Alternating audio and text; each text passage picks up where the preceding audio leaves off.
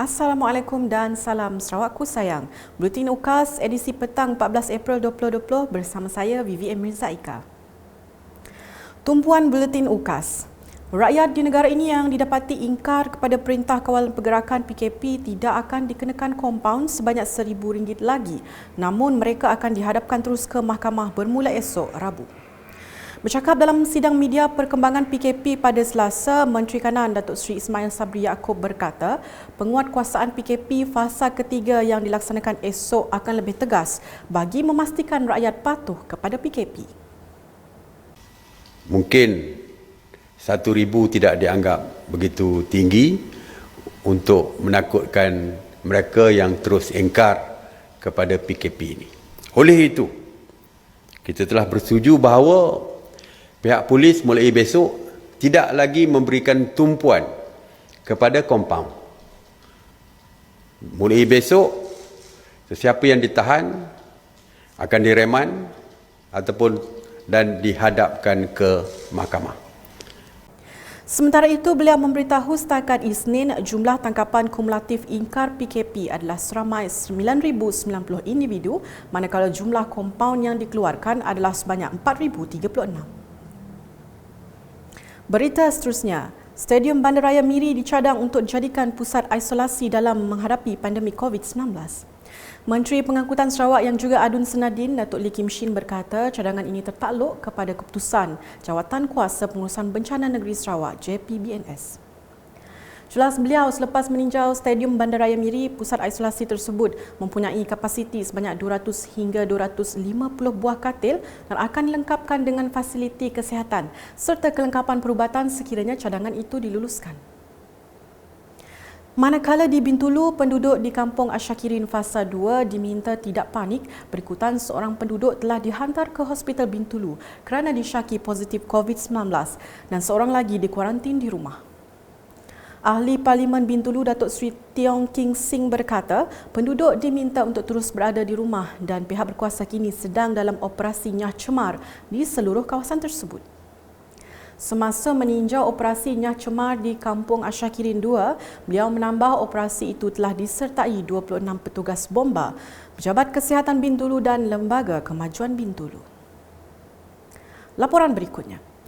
Menyedari kepayahan hidup masyarakat susulan PKP, syarikat Simpang Bakun Plantation telah bermurah hati memberikan sumbangan sebanyak 700 kg sayur-sayuran bagi keperluan penduduk di Kampung Asyakirin Fasa 1, Fasa 2 dan Fasa 3.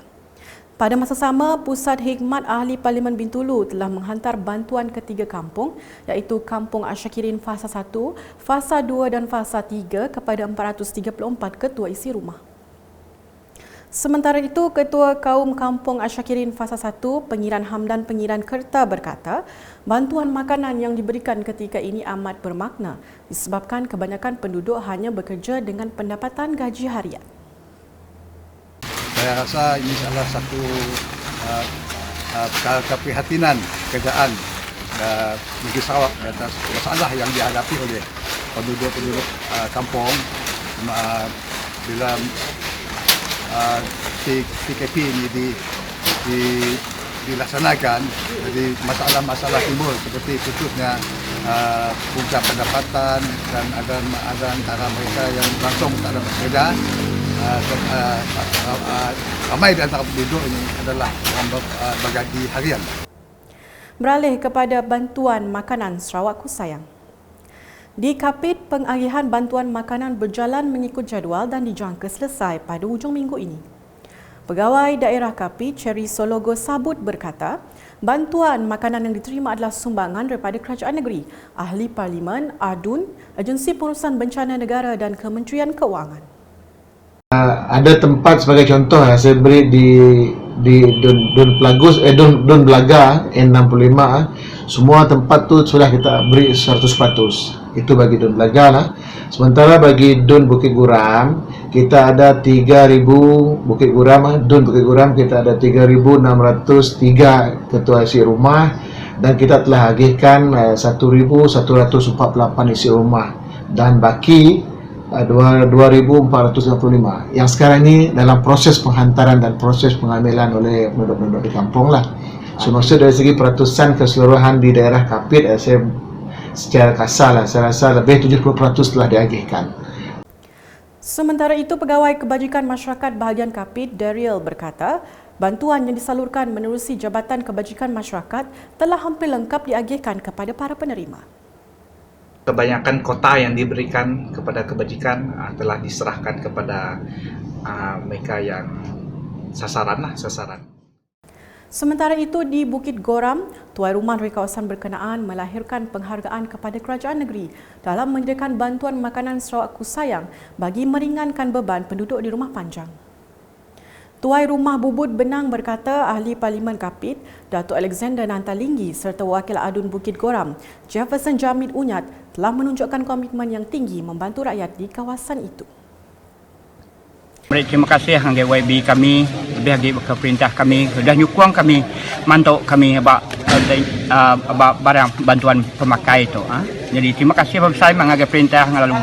Terima kasih kepada saya mengagai YB kami, YB Datuk Elek Ngau, YB Jamid. Sementara itu, tuai rumah Sana Jepai menyifatkan kerajaan terus memberikan bantuan kepada rakyat dalam menghadapi situasi sukar pada masa ini. Bukailah, terima kasih. Harap ke kita ke nyaga abak pengerai nyakit tahun itu ke atuar anak lalu bergaul. Bagi tuai rumah Ikau Baring, beliau amat menghargai usaha kerajaan negeri meringankan beban rakyat sejak PKP dikuatkuasakan. Mari saya terima kasih ya ngagai yang berhormat Jefferson Jamid pihak megak perintah kerajaan GPS Sarawak. Mari saya terima kasih ya laban dah nulung mantau penanggul maupun usaha rakyat dalam pemakai itu. Jadi nadai kerjaan bukai keripeh ada GPS boleh mantau kita. Sebelum mengakhiri buletin UKA susulan PKP Fasa 3 yang bermula esok 15 April hingga 28 April 2020, orang awam dinasihatkan untuk terus duduk di rumah dan patuhi PKP bagi membendung penularan wabak COVID-19.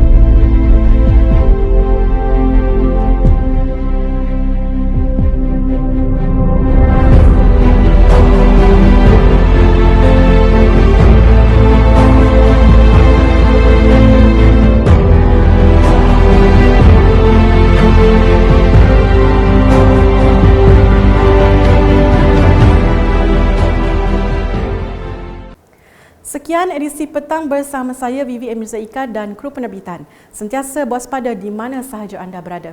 Dapatkan berita terkini Sarawak setiap hari dengan melayari ukas.sarawak.gov.my atau di Facebook, Instagram, Twitter dan saluran YouTube Buletin UKAS. Salam UKAS.